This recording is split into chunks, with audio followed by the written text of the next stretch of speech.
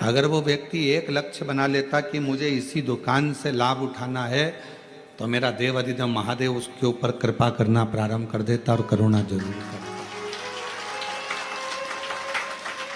हमारा और आपका लक्ष्य एक होना चाहिए। हम लक्ष्य से दूर हट जाते, थोड़ा समय हम सोचते हैं कि ऐसा कर लें, थोड़े समय वैसा कर लें। आप में से भी कई शिव भक्त जो ऑनलाइन कथा श्रवण कर रहे हैं, कई भक्त जो कथा को श्रवण कर रहे हैं, आप और हम में भी कई लोग ऐसे बैठे हैं, या टीवी के सामने कथा सुनने बैठे हुए हैं, या मोबाइल पर सुन रहे हैं कि थोड़े समय तो हम शिव जी का भजन कर लेते हैं, थोड़े समय हम देवी जी का भजन कर लेते हैं, थोड़े समय हम अन्य देवता का भजन कर लेते हैं, और जब हमारे देवताओं से कार्य नहीं होता तो हम दूसरे धर्म के दूसरे देवताओं के पास चले जाते हैं। क्यों जाना?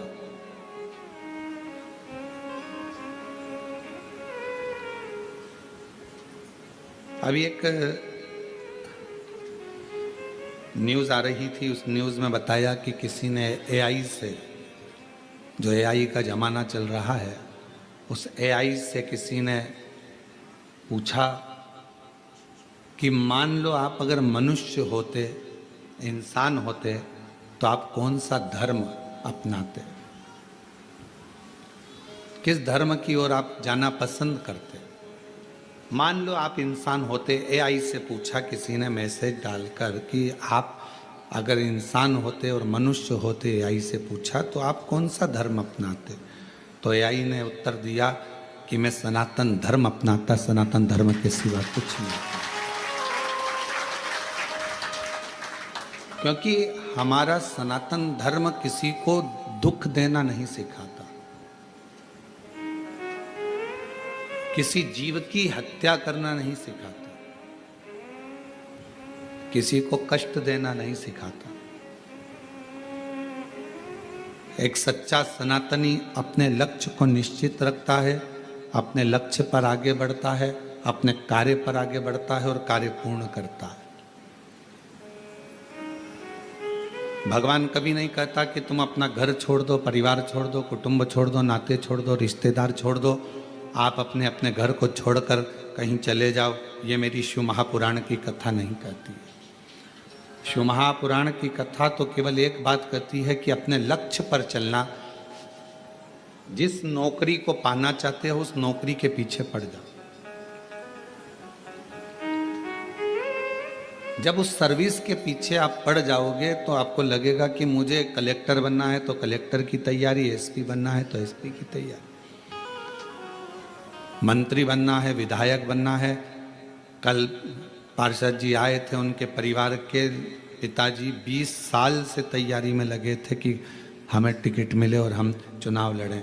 उनको नहीं मिला तो उनके बेटे ने मेहनत तो करी, लक्ष्य तो नहीं छोड़ा, और लक्ष्य नहीं छोड़ा तो आज पार्षद बनकर बैठ गए। आपका लक्ष्य क्यों छूट रहा है? सावन आया तो हम शंकर जी की आराधना में इतने डूबे, और जैसे ही सावन गया वैसे हम अपनी फिर वही कार्यशैली में, भगवान के मंदिर नहीं जाना, भजन नहीं करना, स्मरण नहीं करना, निंदा में, बुराई में, व्यसनों में फिर डूब गए। केवल सावन के महीने में ही मदिरा का त्याग करा, केवल श्रावण के महीने में ही मांसाहार का त्याग करा, केवल श्रावण के महीने में ही झूठ बोलना बंद करा, केवल श्रावण के महीने में ही गलत काम करना बंद करा। हमारा जैसा कर्म है, आज हम सावन के महीने से नियम उठा लें कि हम व्यसनों से दूर रहें, हम मदिरा से दूर रहें, मांस से दूर रहें, गलत विचारों से, गलत सोच से हम दूर रहें। कोई गलत बात लिख रहा है तो उस पर गलत कमेंट्स ना करें, कोई गलत बोल रहा है तो हम उस पर गलत विचार ना करें। घर में आप लोगों का जो घर है, घर के अंदर खिड़की है क्या? जम के तो बोलो, सबके घर में खिड़की है। अच्छा, खिड़की काहे के लिए बनाई? आप में से किसी ने भी खिड़की चोर को घर में बुलाने के लिए बनाई क्या? पर चोर खिड़की देखता है आने के लिए, आपने खिड़की बनाई थी प्रकाश के लिए, आपने खिड़की बनाई थी हवा के लिए, और खिड़की आप लोगों ने चोर के लिए या चोट्टे के लिए नहीं बनाई। पर चोर उसी खिड़की में से प्रवेश कर रहा है। दरवाजा मजबूत होता है, खिड़की हल्की होती है, तो उसको तोड़ने में उसको देरी नहीं लगती, उसमें से प्रवेश कर जाता है खिड़की में से। अब आपने खिड़की बनाई प्रकाश के लिए, आपने खिड़की बनाई हवा के लिए, और चोर प्रवेश कर रहा है उसी खिड़की में से। चोर के लिए वो खिड़की थोड़ी ना बनाई गई है, चोटे के लिए ऐसी खिड़की का निर्माण थोड़ी ना करा गया, ये तो प्रकाश के लिए करा, हवा के लिए करा। उसी तरह भगवान ने ये कान काय के लिए दिया, ये खिड़की काय के लिए बनाई। भगवान ने खिड़की बनाई कि भगवत भजन करना, अच्छी बातें सुनना, अच्छा काम करना, ज्ञान का प्रकाश लेना, अच्छी हवा लेना। पर आप कई लोग इस खिड़की का इतना दुरुपयोग करते हैं कि दिन भर चुगली, गाली, अपशब्द, निंदा सुनने में लगे रहते हैं। मतलब चोटे को अंदर प्रवेश करने दे रहे हैं, चोर अंदर जा रहा है, चोर अंदर प्रवेश कर रहा है। ये खिड़की परमात्मा ने जो बनाई है, हमारे नेत्र रूपी खिड़की बनाई कि इस झरोके में से झांकना, भगवान के दर्शन करना, परिवार को देखना, कुटुंब को देखना, व्यापार को देखना, सब देखो। तुम्हारा नेत्र केवल, और हम कह भी देंगे कि भगवान के सिवाय कुछ मत देखो, तो आप लोग ऐसा तो मानने वाले नहीं है। सब देखिए, ये परिवार, ये नाते, ये रिश्ते, ये कुटुंब, ये कबीले, सबको देखो। नेत्र दिए पर इससे गलत ना देखो, श्रवण दिया गलत ना सुनो, वाणी दी, जिह्वा दी, इसका सदुपयोग करो। कितना लोग हमको गलत गलत बोलता है, तो क्या हम व्यासपीठ से या अपने शब्दों में क्या गलत का प्रयोग करेंगे? नहीं, क्योंकि उनके बोलने में, उनकी परवरिश में और हमारे बोलने में और हमारे माता पिता के संस्कार में जमीन और आसमान का अंतर हो सकता है। जिस पिता ने चने का ठेला लगाकर अपनी औलाद को पाला हो, जिस माँ ने साड़ी में फाल लगाकर दूसरे के घर काम कर कर भोजन बनाकर पाला हो, वो माँ और वो बाप अपने बच्चे को कभी गलत संस्कार नहीं दे सकता, गलत विचार नहीं दे सकता, गलत बोलना नहीं सिखाएगा। संस्कार बताएंगे आपके घर के एक आनंद के विषय को। आप श्रेष्ठता का जीवन तो जियो। श्रवण आपकी भगवान ने जो खिड़की दी है, इस कान का प्रयोग कथा में, सत्संग में, या अपने परिवार के अच्छे शब्दों को सुनने में लगाओ। क्यों अपना समय अपन व्यर्थ निंदा को दें? उसने ऐसा कर दिया, उसने वैसा बोल दिया, उसने गलत कर दिया, उसने ऐसा कर दिया। हम गलत सोचने में, गलत विचारने में, गलत सुनने में अपने पूरे जीवन को लगा रहे। करो मेहनत, एक एक पल का वो जवाब लेता है। आज नहीं तो कल लेता है, पर जवाब जरूर लेता है। देखा, एक एक पल का जवाब लेगा, एक एक हिसाब लेगा। ईमानदारी से बोलना, तुम अपने बेटे को 100 रुपये देकर बाजार भेजती हो, जा कोरबा में चले जा, बाजार से एक सर्फ की थैली लेकर आना, 10 रुपये का एक साबुन लाना, 20 रुपये की सर्फ की थैली लेकर आना, जा बाजार, और सुन 10 रुपये का एक बिस्कुट का पैकेट ले आना। बेटा गया 100 रुपये लेकर मार्केट में घूमा, सामान लेकर आया। आने के बाद आपने उससे हिसाब लिया कि नहीं लिया? बोलो तो जम के, लिया ना हिसाब? कितने का लाया बेटा? सर्फ कितने का आया बेटा? साबुन कितने का आया? ये बिस्कुट का 2 पैकेट क्यों लेकर आ गया? मम्मी 5-5 रुपए के थे इसलिए लेकर आ गया। तो तुमने अपने बेटे से, औलाद तुम्हारी है, बेटा तुम्हारा है, सारी जायदाद उसकी है, फिर भी तुमने अपने बेटे से 100 रुपए का हिसाब लिया, तो वो भी तो तुम्हें पृथ्वी पर भेजा है, तो 100 साल का हिसाब लेगा कि नहीं लेगा? वो भी हिसाब लेगा कि मैंने तुझे इतना दिया था, तूने कितना लगाया, तूने क्या करा, सत्कर्म कितना करा, भजन कितना करा, अच्छा कर्म कितना करा, पुण्य कर्म कितना करा। केवल कमाया कमाया कमाया, जोड़ा जोड़ा, और आखिरी में केवल भोगा ही भोगा। इतना भोगा कि आखिरी में भगवान के सामने रो रो कर, गिड़गिड़ा कर कहता रहा कि मुझे अब माफ कर दो, अब नहीं भोगा जाता। कर्म, धन आता है, अच्छा लगता है, पर वो धन जब व्यक्ति को रुलाता है, तो जिंदगी केवल एक नरक सी निकलती चली जाती। उसको सोचो, विचार, कर्म श्रेष्ठ करिएगा, अच्छे कर्म की ओर बढ़िएगा। और जब आपका कर्म श्रेष्ठ हो, जब आप अच्छे कर्म की ओर बढ़ेंगे तो जीवन में एक आनंद की अनुभूति अपने आप होगी, अपने आप। 100 साल का हिसाब मेरा परमात्मा जरूर लेगा।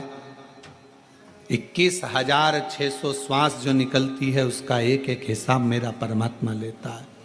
3.5 करोड़ रोम छिद्र ये मनुष्य के शरीर में है, वो रोम छिद्र का हिसाब भी लेगा, क्योंकि रोम मिलते काहे के लिए।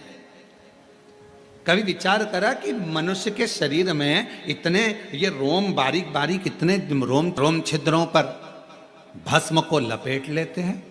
कभी विचार करिए आप, कभी अकेले में सोचिए कि इतने रोम छिद्र मेरे शरीर में हैं, हाथों में हैं, मेरे शरीर पर इतने रोम छिद्र हैं, ये भगवान ने क्यों दिए। और क्यों मेरे शंकर भगवान ने शमशान की भस्म को इन रोम छिद्रों पर धारण कर लिया, किस लिए।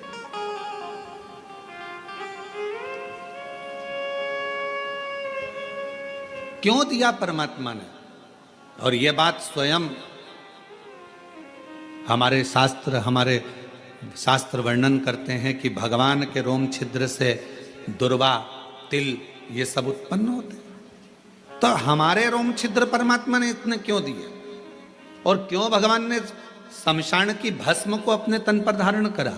तो शिव महापुराण में वायव्य संहिता के अंतर्गत वर्णन आता है कि भगवान शंकर से पूछा, देवताओं ने निवेदन करा, स्वयं पूछा गया तुमरुका जी ने कि ये रोम छिद्र किस लिए हैं। तो कहा एक एक रोम छिद्र 3.5 करोड़ रोम छिद्र मनुष्य के शरीर में केवल भगवान की भक्ति करने के लिए। मान लो आपके मुख से, आपके श्रवण से, आपके देखने से, आपके बोलने से, अगर मान लो कभी जिंदगी में मान लो कि तुम्हारे मुख से, श्रवण से, देखने से कोई अच्छा कर्म नहीं हो पाया, और मान लो आप कभी किसी तीर्थ से निकल कर जा रहे थे और उस तीर्थ में भी अगर आपके शरीर का एक रोमा भी गिर गया तो वो तीर्थ में गिरने पर भी वो रोम छिद्र पे पड़ा हुआ रोमा भी आपकी जिंदगी को संवार देता है। 3.5 करोड़ रोम छिद्र भगवत भजन के लिए है। 3.5 करोड़ रोम छिद्र का ये शरीर भगवान की अविरल भक्ति के लिए है। कर्म करो, मेहनत करो, परिश्रम करो, परिवार को संभालो, नाते रिश्तों को संभालो, कुटुंब कबीले में रहो, सब कुछ करो। और ऐसा नहीं है कि तुम कमाओगे तो तुमको झूठ नहीं बोलना पड़ेगा, झूठ भी बोलना पड़ेगा तुम्हें। हम अगर बोल भी देंगे कि कमाने में झूठ मत बोलो तो ये हो नहीं सकता। आपको कमाना है, झूठ बोलना पड़ेगा। आपको बच्चों का पेट भरना है, थोड़ा झूठ बोलना पड़ेगा। आपको पत्नी, परिवार, घर गृहस्थी देखना है तो थोड़ा झूठ बोलना पड़ेगा। आपको उस झूठ को बोलना पड़ेगा। हम कह भी देंगे कि मत बोलो तो आप ऐसा नहीं है कि नहीं मानेंगे।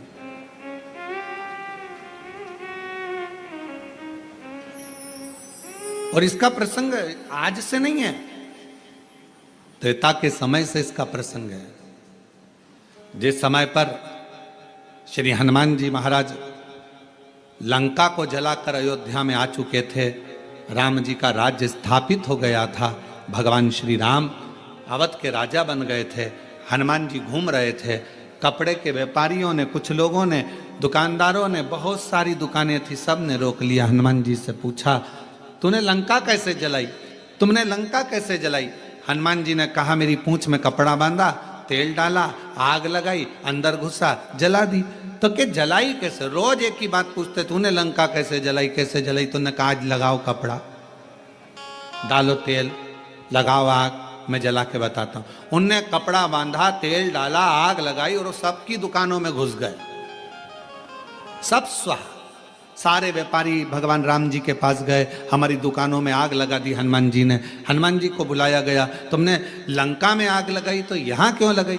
तो कहा, सब पूछते थे लंका कैसे जलाई, कैसे जलाई। तो कहा लंका में जलाना था तो यहाँ क्यों जलाया। तो कहा ये लंका से कम है क्या, 1 रुपए की चीज 10 रुपए में बेचते हैं, ये भी तो लंका है, लगा दिया। विचार करिएगा जरा, तो जहां हमारा शास्त्र करा है, अगर हम कहें आपसे कि आप झूठ ना बोलिएगा तो ऐसा हो नहीं सकता। परिवार को पालना है, बच्चों को बढ़ाना है, एजुकेशन कराना है, परिवार में सुख लेना है, आप लोग झूठ बोलेंगे? कमाने के लिए बोलना पड़ेगा,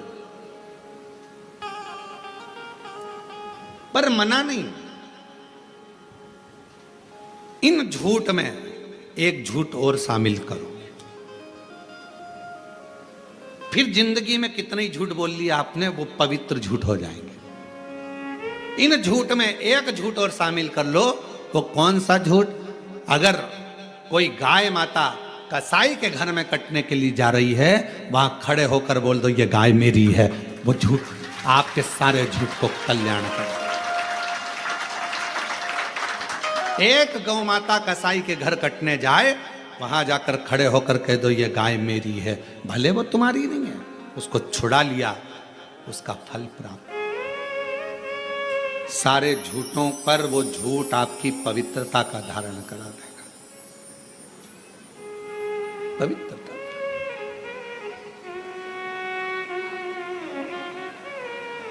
किसी बेटी, अकेली कोई छोटी सी लड़की, अकेली कोई छोटी सी कन्या, कोई बेटी अकेली 10 लोगों के बीच में कहीं पर अंधेरे आदिक में कोई ने उसको रोक लिया है और गलत कृत्य करने के लिए उस जगह पर कह दो ये मेरी बेटी है, ये मेरी पुत्री है, तो छोड़ो ये मेरी बेटी है। उसके लिए थोड़ा सा संघर्ष करो, संघर्ष।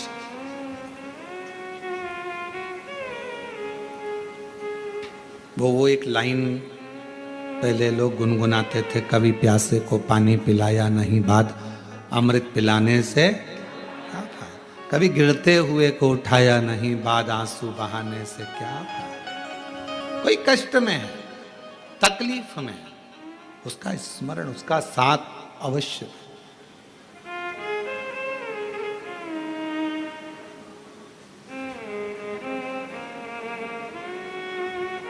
और जब आप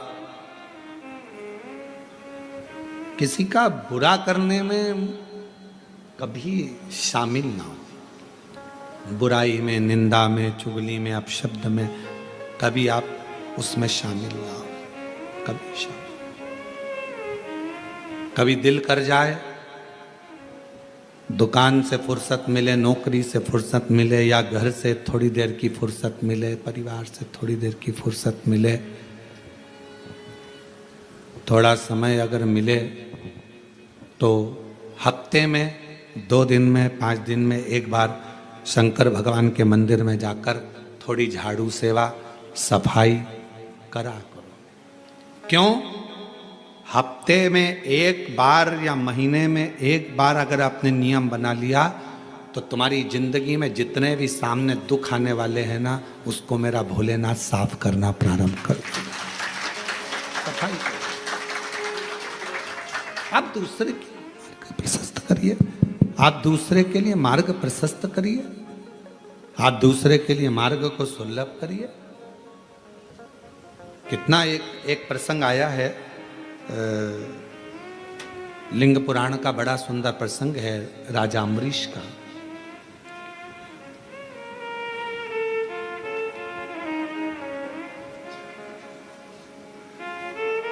एक राजा अम्बरीश हुए, बड़े अच्छे थे, धर्मात्मा थे, पुण्यात्मा थे, भक्ति में डूबने वाले थे, भजन में डूबने वाले थे, स्मरण करने वाले थे। उनकी एक लड़की थी जिसका नाम था श्रीमती। क्या नाम है? श्रीमती। हमारे यहां पूरे भारत की भूमि पर यह शब्द, श्रीमती शब्द, आया भी राजा अम्बरीश की बेटी से ही है।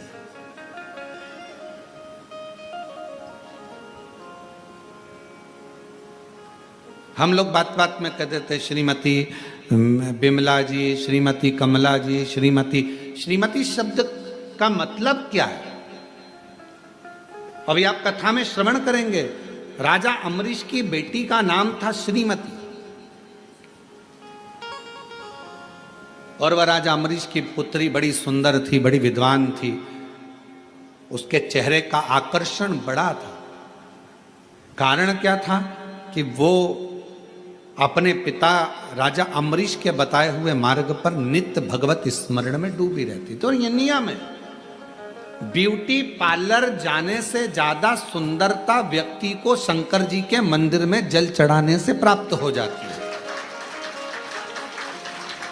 शिव जी का भजन करना प्रारंभ करो, शंकर भगवान की भक्ति करना प्रारंभ कर दो, और देखो घर की बहू और सास में कितना अंतर होता है। घर की बहू को त्योहार पर मालूम पड़े तुम्हारे यहाँ कोई पर्व है, और कोई पर्व पर, कोई त्योहार पर, दिवाली है, कोई अच्छा त्योहार आया है, कोई संक्रांति आई है, कोई रक्षाबंधन आया है, कोई उत्सव आया है, तो बहू तैयार होगी। करवा चौथ आ गई या कोई फंक्शन आ गया तो बहू तैयार हो रही है और सास तैयार हो रही है। तो बहू कहती मम्मी तुम तैयार नहीं हो रही, तो माँ सास कह देती तू तैयार हो ले, मैं तो 2 मिनट में तैयार हो जाऊंगी। और सास और बहू में ये अंतर देखिए, बहू तैयार होने गई, आधा घंटा लग गया, पौन घंटा लग गया, 1 घंटा लग गया, और सास तुरंत फिर आई, बहू मम्मी तुम तैयार नहीं हो रही, बस मैं तो 2 मिनट में हो जाऊंगी, तू तैयार हो जा। और बहू को तैयार होने में 1 घंटा 1.5 घंटा लग गया।